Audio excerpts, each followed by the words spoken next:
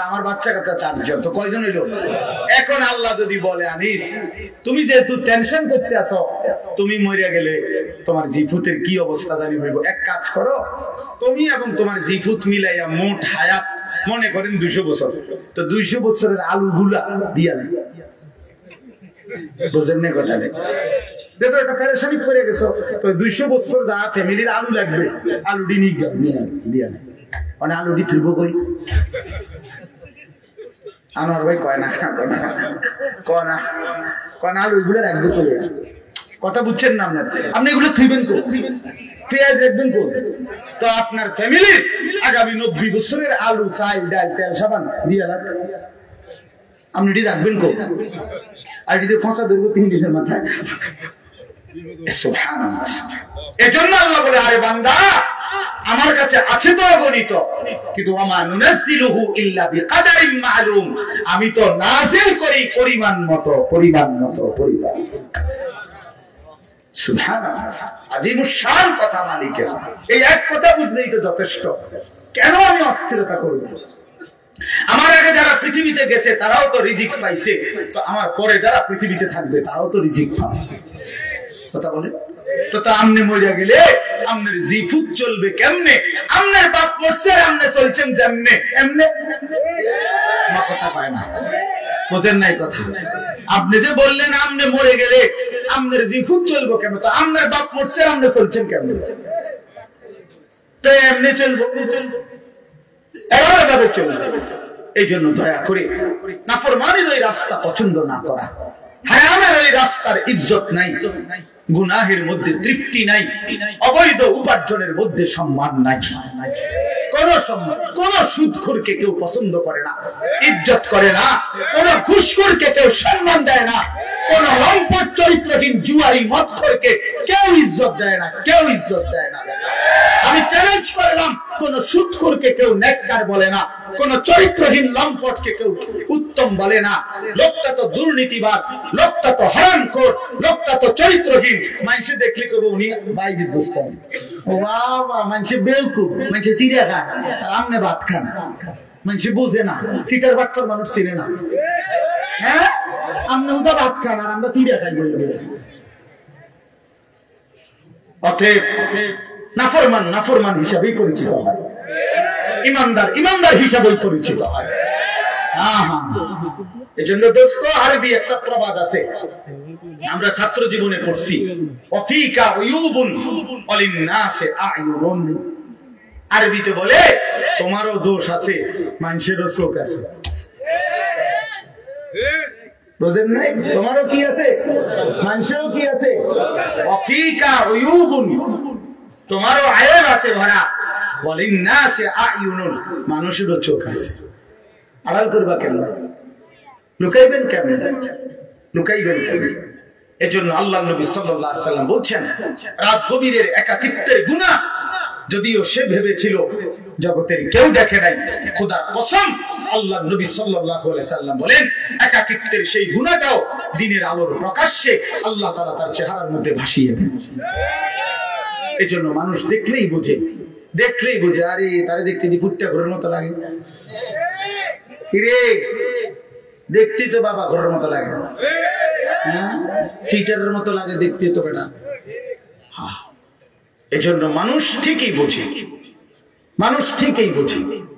আল্লাহ নবী সাল্লাল্লাহু আলাইহি সাল্লাম বলেন আবার, ইজা কাসুরা সালাতুহু ফিল লাইল হাসুনা ওয়াজহুহু ফিন নাহার, রাতের অন্ধকারে যার নামাজের সিজদা বাড়ে, আল্লাহ নবী সাল্লাল্লাহু আলাইহি সাল্লাম বলেন দিনের আলোতে তার চেহারার সৌন্দর্য উজ্জ্বলতাও বাড়ে। অতএব একাকিত্বের গুনাহ দিনের আলোয় মানুষ টের পায়, একাকিত্বের সিজদাও দিনের আলোয় মানুষ টের পায়, মানুষ ঠিকই বোঝে। এজন্য আমরা প্রিয় ভাই, আমরা মুসলমান, আমরা মুমিন, আমরা গাফিল হলে চলবে না। আমাদের জিন্দেগি আখিরাত, বলেন আমাদের জিন্দেগি কি? আমাদের প্রস্তুতি আখিরাত, আমাদের রাত আখিরাতের জন্য, আমাদের দিন আখিরাতের জন্য, আমাদের হাসি আখিরাতের জন্য, আমাদের কান্না আখিরাতের জন্য, আমাদের 24 ঘন্টার জিন্দেগি আখিরাতের জন্য। আখিরাতের জন্য। অনেক শিক্ষিত মানুষ আছেন, আপনারা অনেক সময় আমরে বলেন বিদ্রুপ করে যে হুজুররা মোল্লা মৌলবীরা আর কিছু জানে না, কেবল আসমানের উপরের কথা আর মাটির তলের কথা বলে। আমিও বলি ভাই, এর দূরে যদি আল্লাহ আমার জন্য কবুল করে যথেষ্ট। আপনি আরো কইেন, কোনো অসুবিধা নেই। এই আমরা এর দূরে জানি, আপনি মনে করেন আমি আপনি যে দূর বুঝছেন ওই এর দূরে, আমি এর দূরে বুঝি। আমি আসমানের উপরের কথা আর মাটির তলের কথাই জানি, মাঝখানের কথা জানি না, জানি না। বাকি ভাত তরকারি খাই, দুপুরে ভাত খাইছি, বুঝলেন না? খানা অসুবিধা হয়েছে না, আপনি যে বেশি বুঝা বেশি ভাত খাই লাইছেন এমন না। আপনি কোনো বালতি দিয়ে ভাত খান না, প্লেট দিয়ে। আমরাও প্লেট দিয়ে ভাত খাই। আপনি আহামরি কি দুনিয়া ভোগ করছেন? কি দুনিয়া ভোগ করছেন? কোন নাফরমান দুনিয়া বেশি কি ভোগ করছে যেটা ইমানদার ভোগ করে না? কথা বলেন না কেন? কোন নাফরমান কোরআন দিয়ে আগায় গেছে, আমরা পিছায় গেছি। এখন বাজে 11টা 28। আজকে যারা আমরা 5 ওয়াক্ত নামাজ পড়ছি, আমগো এখন 11টা 28 বাজে। আজকে যারা সিজদা দেয় নাই, ওই নাফরমানদের এখন কয়টা বাজে? তো তেহিতে কয়টা কোনায় আগাইল? সে কি আগায় গেছে বেটা? বলেন, পরিচয় দেন, ইনসাফ করে বলেন। আজ ইমানদারের যদি এখন বুধবার হয় সেজদা ওয়ার, তো নাফরমানের কি এখন শনিবার? তো তাইলে তুমি কি আগাইলা? আল্লাহকে নারাজ করে কি আগাইলেন? আল্লাহকে নারাজ করে কি আগাইলেন? আখিরাত ভুলে কি আগাইলেন? কি খাইলেন এক মুসলমান? বাবা বলেন, খুব বেশি দুনিয়া উপার্জন করে কি খাইলেন? বাজারে আছে কিটা? প্রত্যেকটা দিন বাজারের মধ্যে গেলে নির্ধারিত কয়েকটা তরকারি ছাড়া আর কিচ্ছু নাই, আর কিচ্ছু নাই। ফুলকপি, পাতা কপি, হ্যাঁ ফুলকপি আর পাতা কপি, এটা পাতা সিম, সিম সইমের দানা, ফাঙ্গাস, তেলাপিয়া, ফার্মের মুরগা, কক মুরগা, শাক, শাক খায়, ভেজিটেবল খায়। আর ইংরেজি মারেন কীর্তেন শাকে না, ইংরেজি করলে কি আর ডালগা কিছু হয়ে যায় নাকি? সারে ভেজিটেবল খায়, সারে ভেজিটেবল খান, সারে শাক খায়, মূলা খায়, পুঁই শাক, পালং শাক, কলমির শাক। তাহলে আহামরি দুনিয়া কি ভোগ করি আমরা?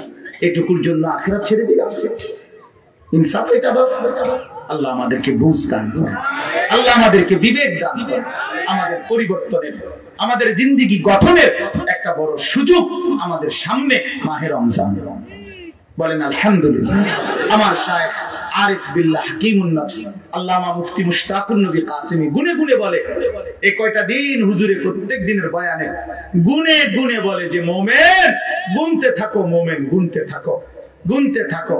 আজকে 5টা দিন চলে গেছে ফেব্রুয়ারি, তাইলে 28 দিনে এই মাস, তাইলে আর আছে 23 দিন। পহেলা মার্চ যদি রমজান হয় অথবা 2 মার্চ, তাহলে আর 23 থেকে 24 দিন সামনে আছে রমজানের শুভ দিন। আর বাকি কাউন্ট ডাউন করেন। ও খেলার সময় আসলে বিভিন্ন পত্রিকাওয়ালারা এটা লেখে এক কোনা দিয়ে, আর 22 দিন বাকি, পরের দিন লেখে আর 21 দিন বাকি, আর 20 দিন বাকি, কাউন্ট ডাউন, অর্থাৎ আর গুনে। তো এবার গুনতে থাকেন, আর মাত্র 23 দিন, আর মাত্র 22 দিন, আর মাত্র 21 দিন। এভাবে মুমিনের এখন গুনা উচিত। আয় মাওলা, কাছে চলে আসছি মাওলা, কাছে চলে এসেছি। ওই দেখা যায় মাহে রমজান, রমজানের গান শোনা যায়। আল্লাহ এত কাছে আইনা বঞ্চিত করেন না, বঞ্চিত করেন না। তীরে আইনা তরি ডুবাইন না মাওলা। আর কয়টা দিন হায়াত ভিক্ষা দেন। মুমিনের শ্রেষ্ঠতম সিজন, ইমানদারের শ্রেষ্ঠতম মৌসুম, আখিরাতের শ্রেষ্ঠ মৌসুম মাহে রমজান। মাহে রমজান আল্লাহ যেন বলে, বান্দা আমি না 11 মাস তোমারে বলছি গুনাহ ছেড়ে দাও, গুনাহ ছেড়ে দাও, গুনাহ ছেড়ে দাও, জান্নাত কামাই করো। ঠিক আছে বান্দা, পারলা না, শয়তানের ধোকায়, নফসের ধোকায় 11 মাস গুনায় ভরপুর করে ফেললাম। ঠিক আছে বান্দা, আমি আরেকটা সুযোগ দিতে চাই। 11 মাস কমাইয়া আমি 1 মাসে নিয়ে আসলাম। একটা মাস বান্দা, ইয়া আইয়ুহাল্লাযীনা আমানু, হে ঈমানদারগণ, কুতিবা আলাইকুমুস সিয়ামু কামা কুতিবা আলাল্লাযীনা মিন ক্বাবলিকুম, পূর্ববর্তী সমস্ত ঈমানদার বান্দাদের মতো তোমাদের উপরেও আমি আল্লাহ একটা মাসের রমজানের রোজা ফরজ করে দিলাম। 11 মাস লাগাইয়া আমি তোমাদের সেটা এবার ওয়াদা